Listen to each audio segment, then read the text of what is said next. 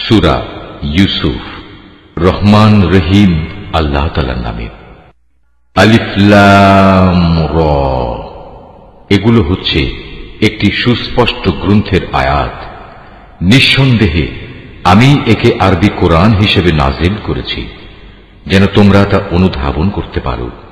হে নবী, আমি তোমাকে এ কোরআনের মাধ্যমে একটি সুন্দর কাহিনী শোনাতে যাচ্ছি যা আমি তোমার কাছে ওহী হিসেবে পাঠিয়েছি, অথচ তার আগ পর্যন্ত তুমি এ কাহিনী সম্পর্কে ছিলে সম্পূর্ণ বেখবর লোকদেরই একজন। এটা হচ্ছে সে সময়ের কথা যখন ইউসুফ তার পিতাকে বলল, হে আমার পিতা, আমি স্বপ্নে দেখেছি 11টা তারা, চাঁদ ও সূরজকে আমি এদের আমার প্রতি সাজদাবনত অবস্থায় দেখেছি। একথা শুনে তার পিতা বলল, হে আমার স্নেহের পুত্র, তুমি তোমার এই স্বপ্নের কথা কিন্তু তোমার ভাইদের কাছে বলে দিও না, তারা তোমার বিরুদ্ধে ষড়যন্ত্র আঁটতে শুরু করবে, কেননা শয়তান মানুষের খোলাখুলি দুশমন। এমনি করে তোমার মালিক তোমাকে নবুয়তের জন্য মনোনীত করবেন এবং তোমাকে স্বপ্নের ব্যাখ্যা সহ দুনিয়ার জ্ঞান শিক্ষা দেবেন এবং তার নিয়ামত তোমার উপর ও ইয়াকুবের সন্তানদের উপর তেমনি ভাবেই পূর্ণ করে দেবেন যেমনি ভাবে এর আগেও তিনি তোমার পূর্বপুরুষ ইব্রাহিম ও ইসহাকের উপর তা পূর্ণ করে দিয়েছিলেন। নিশ্চয়ই তোমার মালিক সর্বজ্ঞ ও প্রবল প্রজ্ঞাময়। ইউসুফ ও তার ভাইদের কাহিনীর মাঝে যারা সত্যানুসন্ধিৎসু তাদের জন্য প্রচুর নিদর্শন রয়েছে। এই কাহিনীটি শুরু হয়েছিল ইউসুফের ভাইদের দিয়ে, যখন তারা একজন আরেকজনকে বলল, আমাদের পিতার কাছে দেখা যাচ্ছে ইউসুফ ও তার ভাই আমাদের চাইতে বেশি প্রিয়, যদিও আমরাই হচ্ছে একটি ভারী দল। আসলে আমাদের পিতা ভ্রষ্ট বিভ্রান্তিতে আছেন। তাই শয়তান তাদের পরামর্শ দিল, ইউসুফকে মেরে ফেলো অথবা তাকে কোনো এক অজানা জায়গায় নির্বাসনে দিয়ে এসো, এরপর দেখবে তোমাদের পিতার দৃষ্টি তোমাদের দিকেই নিবিষ্ট হবে, অতঃপর তোমরা আবার সবাই ভালো মানুষ হয়ে যেও। এর মধ্যে তাদের মধ্যে থেকে একজন বলল, না, ইউসুফকে তোমরা হত্যা করো না। তোমরা যদি সত্যি সত্যি কিছু একটা করতে চাও তাহলে তাকে হয়তো কোনো গভীর কূপে ফেলে দিয়েছো, আসা যাওয়ার পথে কোনো যাত্রীদল তাকে উঠিয়ে নিয়ে যাবে। সিদ্ধান্ত মোতাবেক সবাই পিতার কাছে এলো এবং তারা বলল, হে আমাদের পিতা, এ কি হলো তোমার? তুমি কি ইউসুফের ব্যাপারে আমাদের উপর ভরসা করতে পারছো না? অথচ আমরা সবাই হচ্ছি তার শুভাকাঙ্ক্ষী। আগামীকাল তাকে তুমি আমাদের সাথে জঙ্গলে যেতে দাও, সে আমাদের সাথে ফলমূল খাবে ও খেলাধুলা করবে, আমরা নিশ্চয়ই তার রক্ষণাবেক্ষণ করব। সে বলল, এটা অবশ্যই আমাকে কষ্ট দেবে যে তোমরা তাকে নিয়ে যাবে, তদুপরি আমি ভয় করছি এমন তো হবে না যে বাঘ তাকে এসে খেয়ে ফেলবে, অথচ তোমরা তার ব্যাপারে অমনোযোগী হয়ে পড়বে। তারা বলল, আমরা একটি ভারী দলবদ্ধ শক্তি হওয়া সত্ত্বেও যদি তাকে বাঘ এসে খেয়ে ফেলে তাহলে আমরা সত্যি অথর্ব ও ক্ষতিগ্রস্ত হয়ে পড়ব।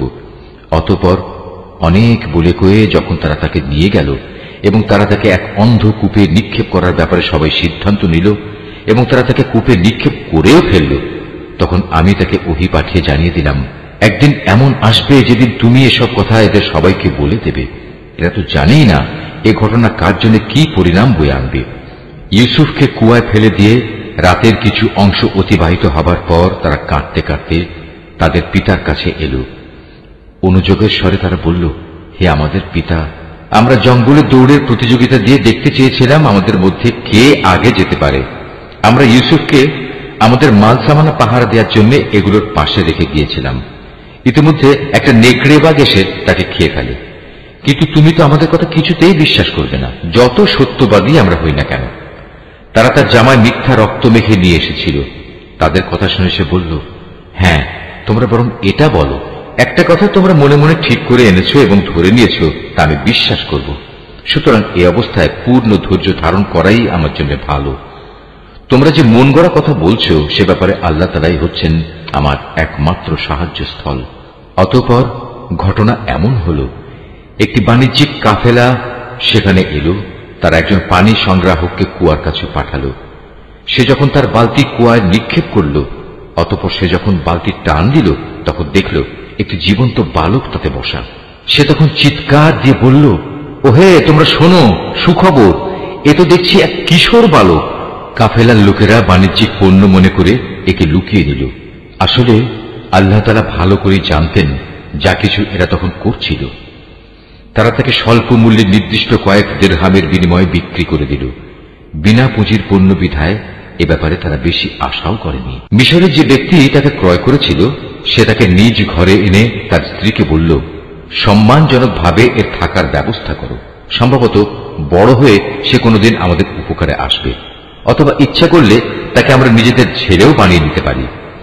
এভাবেই একদিন আমি মিশরের জমিনে ইউসুফকে সম্মানজনক প্রতিষ্ঠা দান করলাম, যাতে করে আমি তাকে স্বপ্নের ব্যাখ্যা সহ অন্যান্য বিষয় আশয় সম্পর্কিত জ্ঞান শিক্ষা দিতে পারি। আল্লাহ তাআলা সব সময় স্বীয় ইরাদা বাস্তবায়নে ক্ষমতাবান, যদিও অধিকাংশ মানুষ এ কথাটা জানে না। অতঃপর সে যখন পূর্ণ যৌবনে উপনীত হল, তখন আমি তাকে নানা রকম প্রজ্ঞা ও জ্ঞান দান করলাম, আর আমি এভাবেই নেককার লোকদের পুরস্কার দিয়ে থাকি। একদিন এমন হল, সে যে মহিলার ঘরে থাকত সে তাকে তার প্রতি অসৎ উদ্দেশ্যে আকৃষ্ট করতে চাইল, এবং এ উদ্দেশ্যে সে তার ঘরের দরজাসমূহ বন্ধ করে দিয়ে তাকে বলল, এসো আমার কাছে।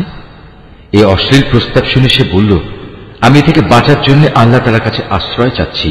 তিনি আমার মালিক, তিনি আমার উৎকৃষ্ট আশ্রয়।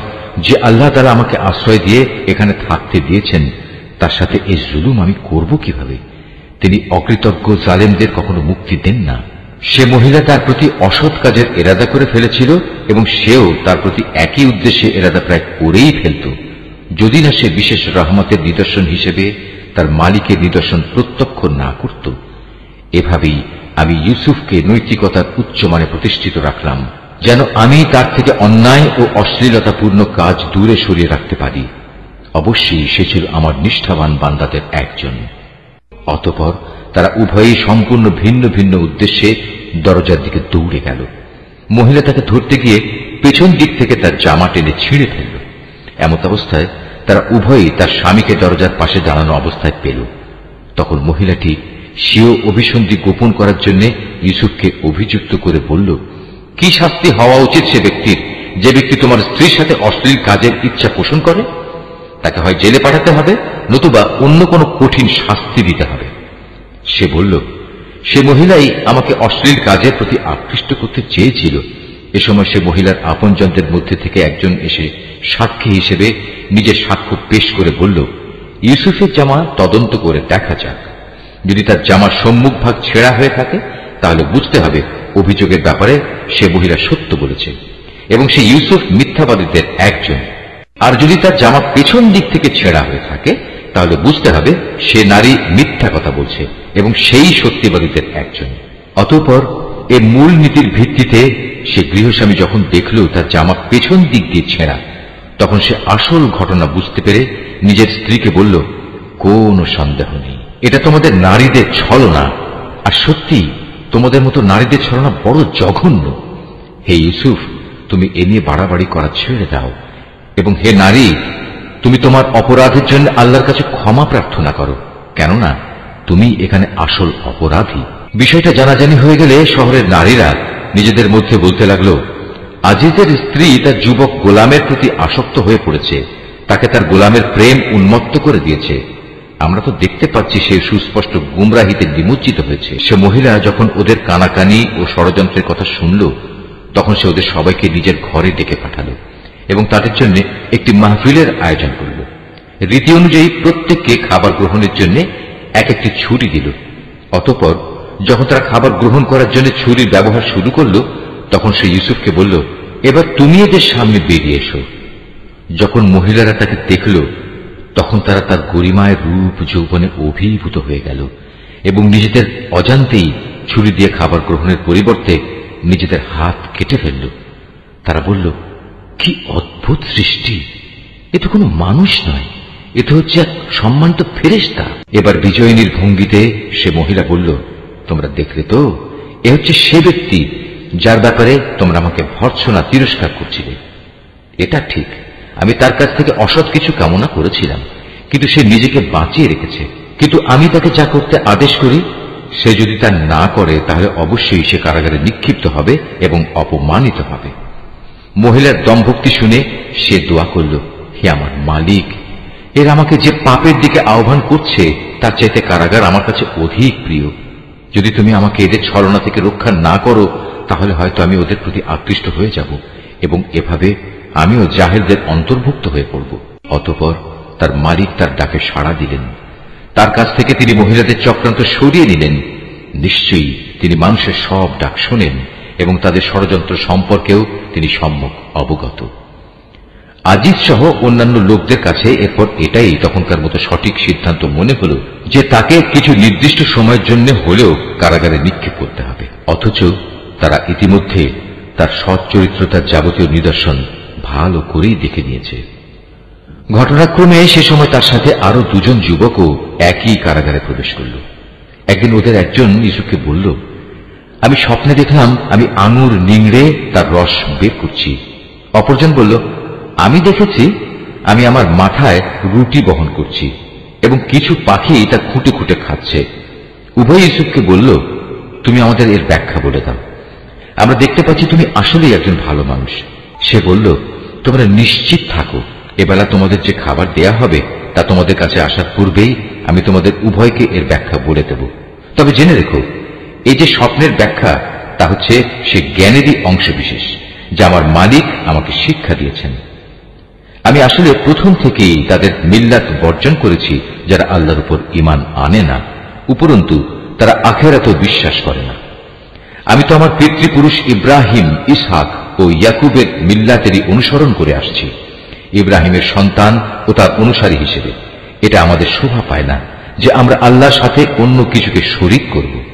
তাওহীদের এ উত্তরাধিকার হচ্ছে আমাদের উপর এবং সমস্ত মানুষের উপর আল্লাহ তাআলার এক মহা অনুগ্রহ, কিন্তু আমাদের অধিকাংশ মানুষই এজন্য আল্লাহ তাআলার কৃতজ্ঞতা আদায় করে না। হে আমার জেলের সাথীরা, তোমরাই বলো, মানুষের জন্য ভিন্ন ভিন্ন মালিক ভালো না এক আল্লাহ তাআলা ভালো, যিনি মহাপরাক্রমশালী? তাকে ছেড়ে তোমরা যাদের ইবাদত করছো তা তো কতিপয় নাম মাত্র, অজ্ঞতাবশত যা তোমরা ও তোমাদের বাপ দাদারা রেখে দিয়েছ, অথচ আল্লাহ তাআলা এ ব্যাপারে তাদের সাথে কোনো দলিল প্রমাণ নাজিল করেননি। মূলত আইন বিধান জারি করার অধিকার একমাত্র আল্লাহ তাআলারই, আর এই বিধানের বলেই তিনি আদেশ দিচ্ছেন, তোমরা আল্লাহ তাআলা ছাড়া অন্য কারো গোলামি করবে না, কারণ এটাই হচ্ছে সঠিক জীবন বিধান। কিন্তু মানুষদের অধিকাংশই এটা জানে না। হে আমার জেলের সাথীরা, এবার তোমরা স্বপ্নের ব্যাখ্যা শোনো। তোমাদের একজন সম্পর্কে কথা হচ্ছে সে তার মালিককে শরাব পান করাবে, আর অপরজন যার মাথা থেকে পাখি খুঁটে খুঁটে রুটি খাচ্ছিল তার সম্পর্কে কথা এই যে অচিরেই সে শূলবিদ্ধ হবে। এটা হচ্ছে সে বিষয়টির ব্যাখ্যা যা তোমরা উভয় জানতে চাচ্ছ। ইতিমধ্যেই কিন্তু তার ফয়সালা করা হয়ে গেছে। তাদের মধ্যে যার ব্যাপারে সে মনে করেছে সে মুক্তি পেয়ে যাবে, তাকে উদ্দেশ্য করে সে বলল, তুমি যখন মুক্তি পাবে তখন তোমার মালিকের কাছে আমার সম্পর্কে বলো, আমি স্বপ্নের ব্যাখ্যা বলতে পারি। কিন্তু সে মুক্তি পাওয়ার পর শয়তান তাকে তার মালিকের কাছে ইউসুফের প্রসঙ্গে বলার কথা ভুলিয়ে দিল। ফলে কয়েক বছর সময় ধরে সে কারাগারেই পড়ে থাকল। ঘটনা এমন হল, একদিন বাদশা তার পারিষদদের বলল, আমি স্বপ্নে দেখলাম 7টি মোটা গাভী 7টি পাতলা গাভীকে খেয়ে ফেলছে। আরো দেখলাম 7টি সবুজ ফসলের শীষ, আর শেষের 7টি দেখলাম শুকনো। হে আমার দরবার প্রধানরা, তোমরা আমাকে প্রশ্নের ব্যাখ্যা বলে দাও যদি তোমরা কেউ স্বপ্নের ব্যাখ্যা জানো। তারা বলল, হে রাজন, এ তো হচ্ছে এক অর্থহীন স্বপ্ন। আমরা এ ধরনের অর্থহীন স্বপ্নের ব্যাখ্যা জানি না। যে দুজনের একজন কারাগার থেকে মুক্তি পেয়েছিল, দীর্ঘদিন পর তার ইউসুফের কথা স্মরণ হল। সে দরবারি লোকদের কথাবার্তা শুনে বলল, আমি এক্ষুনি তোমাদের এই স্বপ্নের ব্যাখ্যা বলে দিচ্ছি, তোমরা আমাকে কারাগারে ইউসুফের কাছে পাঠিয়ে দাও। কারাগারে গিয়ে সে বলল, হে ইউসুফ, হে সত্যবাদী, তুমি আমাদের 7টি মোটা গাভী 7টি পাতলা গাভীকে খেয়ে ফেলছে এবং 7টি সবুজ শ্যামল ফসলের শীষ, অপর 7টি শুকনো শীষ। এই স্বপ্নটির ব্যাখ্যা বলে দাও, যাতে করে এই ব্যাখ্যা নিয়ে আমি মানুষদের কাছে ফিরে যেতে পারি। হয়তো এর ফলে তারা তোমার মর্যাদা সম্পর্কেও জানতে পারবে। সে বলল, এ স্বপ্নের ব্যাখ্যা ও সে সম্পর্কে তোমাদের করণীয় হচ্ছে, তোমরা ক্রমাগত 7 বছর ফসল ফলাতে থাকবে। এ সময় প্রচুর ফসল হবে। অতঃপর ফসল তোলার সময় আসলে তোমরা যে পরিমাণ ফসল তুলতে চাও তার মধ্যে থেকে সামান্য অংশ তোমরা খাবারের জন্য রাখবে, তা বাদ দিয়ে বাকি অংশ শীষ সমেত রেখে দেবে। এতে করে ফসল বিনষ্ট হবে না। এরপর আসবে 7টি কঠিন খরার বছর, যা এর আগের কয় বছরের গোটা সঞ্চয় খেয়ে ফেলবে।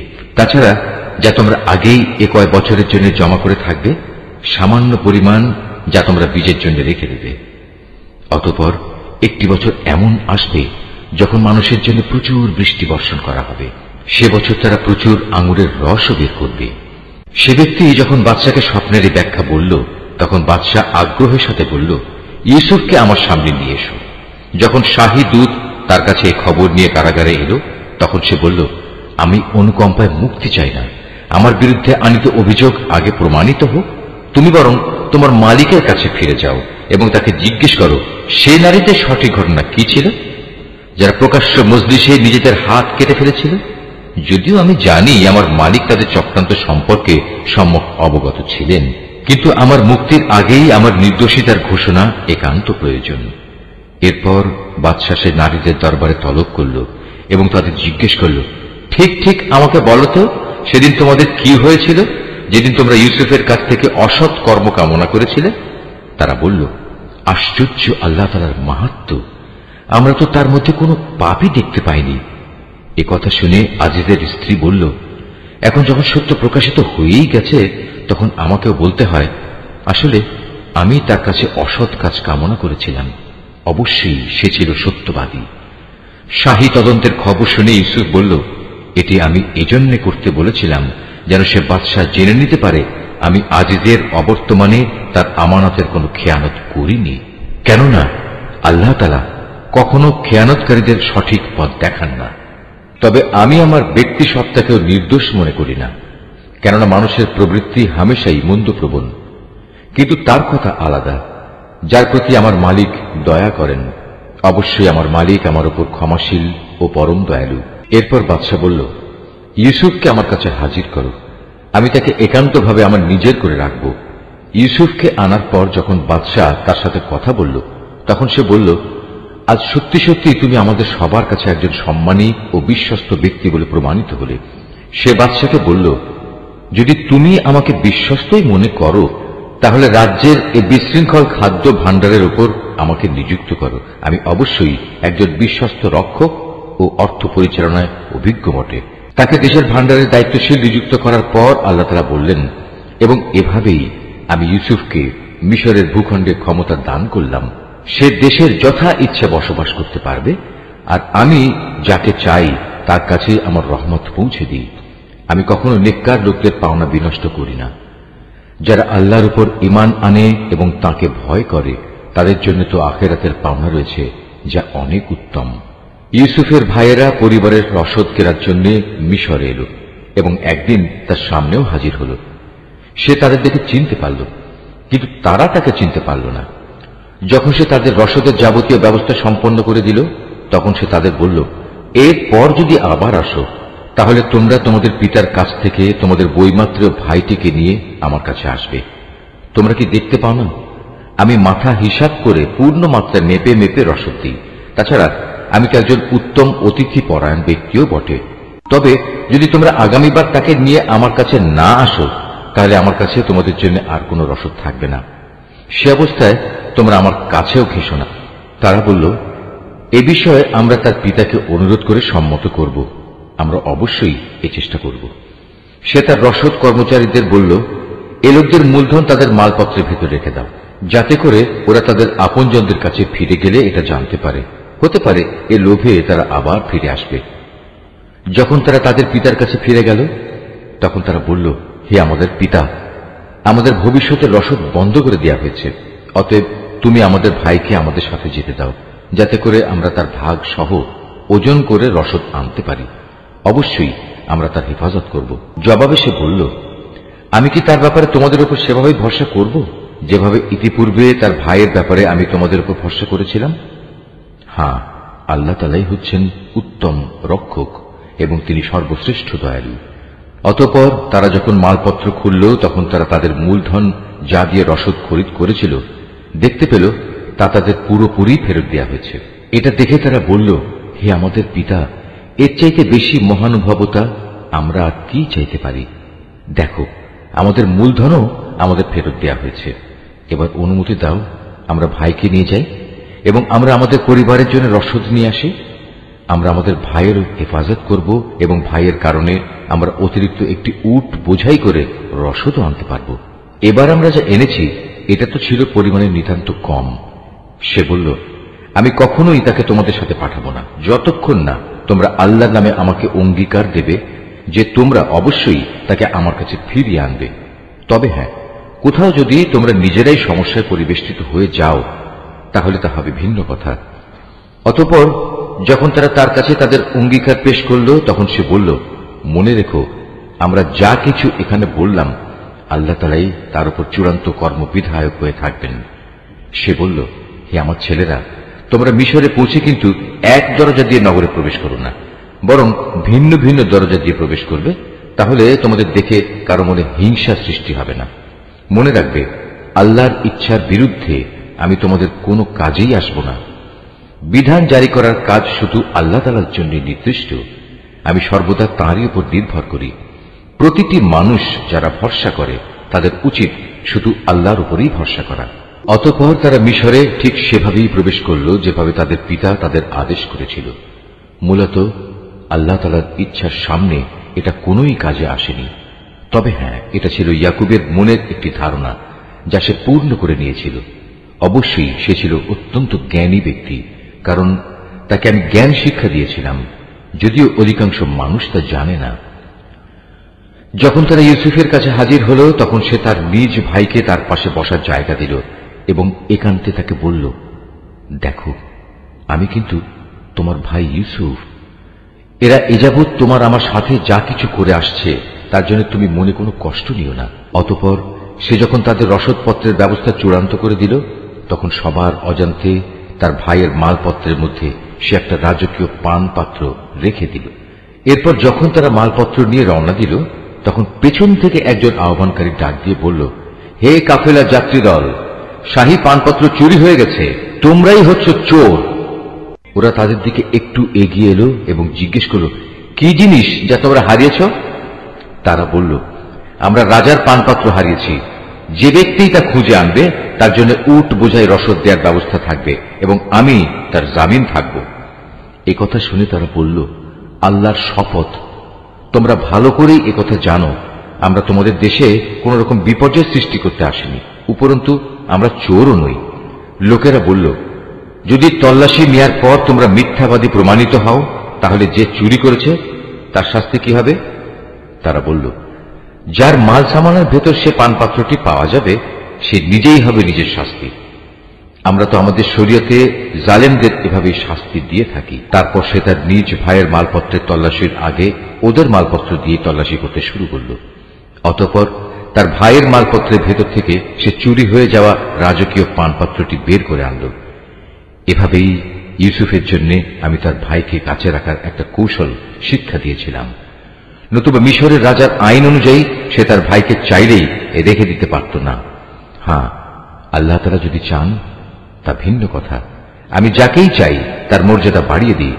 প্রত্যেক জ্ঞানবান ব্যক্তির ওপরেই রয়েছেন অধিকতর জ্ঞানী সত্তা যা বৃহত্তর জ্ঞানকেই পরিবেষ্টন করে আছে। যখন বস্তুটি পাওয়া গেল তখন তারা বলল, যদি সে চুরি করেই থাকে তাহলে এতে আশ্চর্যজনক হওয়ার কিছু নেই। এর আগে তার ভাইও তো চুরি করেছিল। নিজের সম্পর্কে এত জঘন্য কথা শুনেও কিন্তু ইউসুফ প্রকৃত ব্যাপার নিজের মনে গোপন করেই রাখল। আসল ঘটনা যা তা কখনো তাদের কাছে প্রকাশ করল না।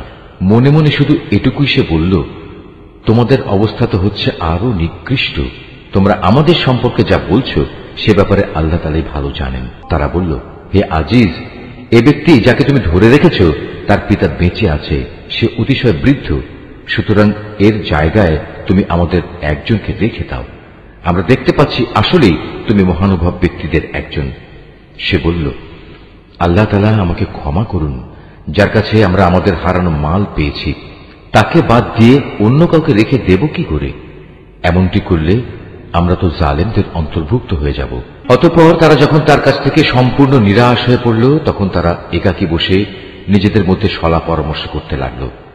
তাদের মধ্যে যে বয়সে বড় ছিল সে বলল, আচ্ছা, তোমরা কি এটা জানো না তোমাদের বৃদ্ধ পিতা তোমাদের কাছ থেকে আল্লাহর নামে অঙ্গীকার নিয়েছিলেন? তাছাড়া এর আগে ইউসুফের ব্যাপারেও তোমরা কত বড় অন্যায় করেছিলে।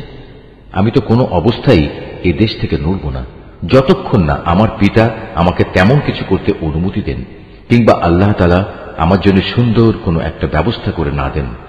মূলত আল্লাহ তাআলাই হচ্ছেন সর্বোত্তম ফয়সালাকারী।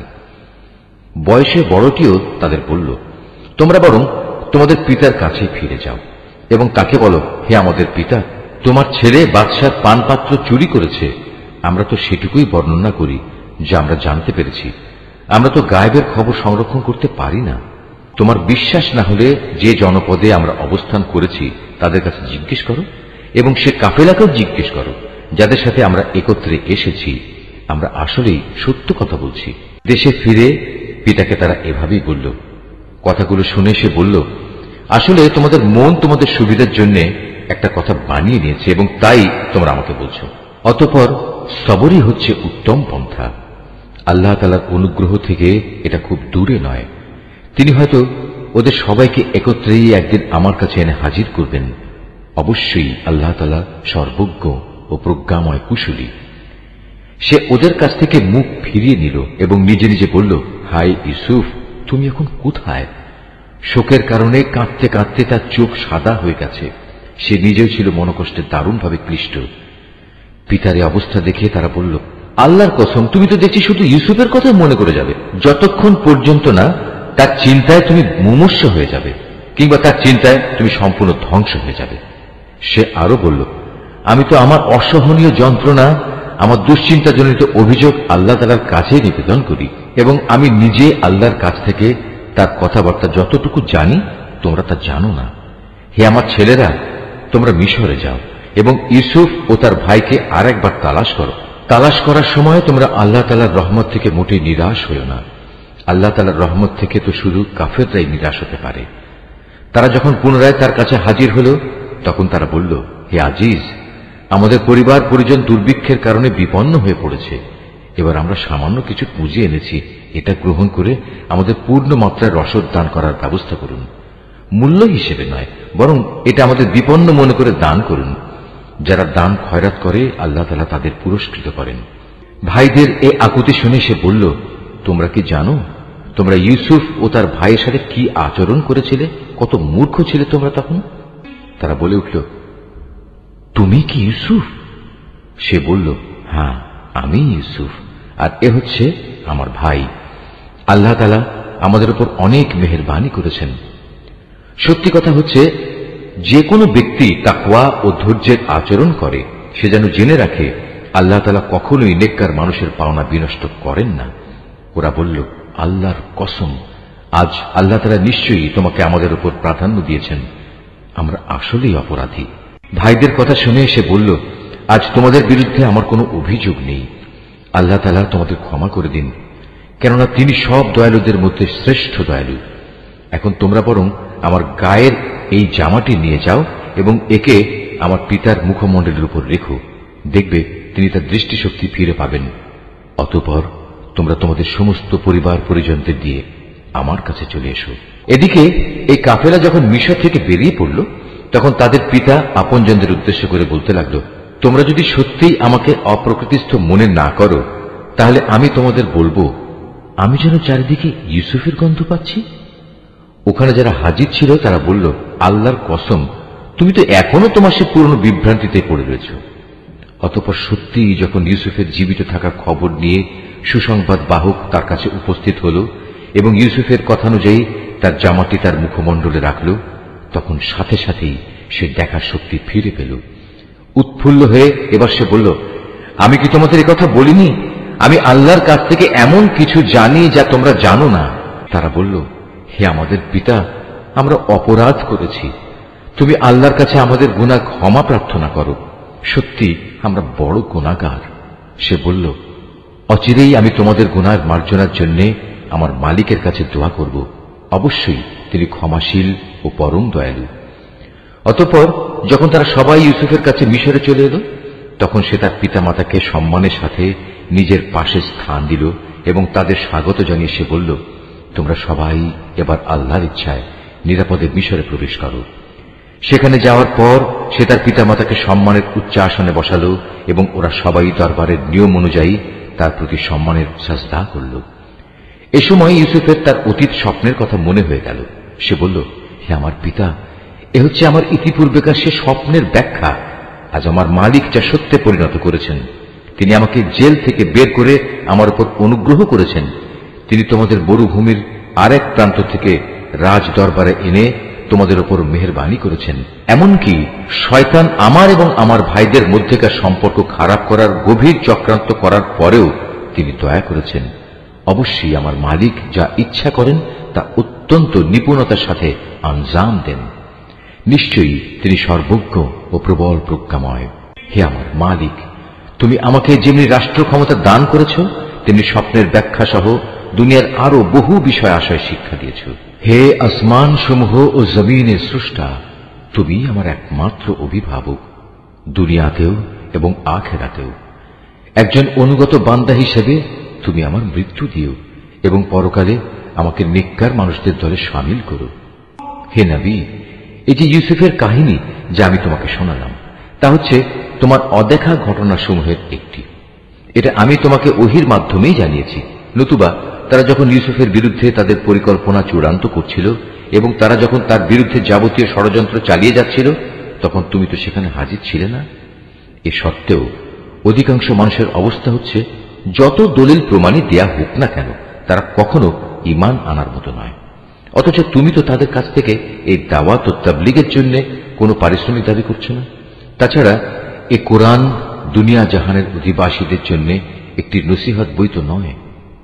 এ আকাশমণ্ডলী ও জমিনে আল্লাহর কুদরতের কত বিপুল পরিমাণ নিদর্শন রয়েছে, যার উপর দিয়ে মানুষ প্রতিনিয়ত অতিবাহন করে, কিন্তু তারা তার প্রতি ক্ষমাহীন উদাসীন থাকে। তাদের অধিকাংশ মানুষই আল্লাহ তাআলার উপর ঈমান আনে না।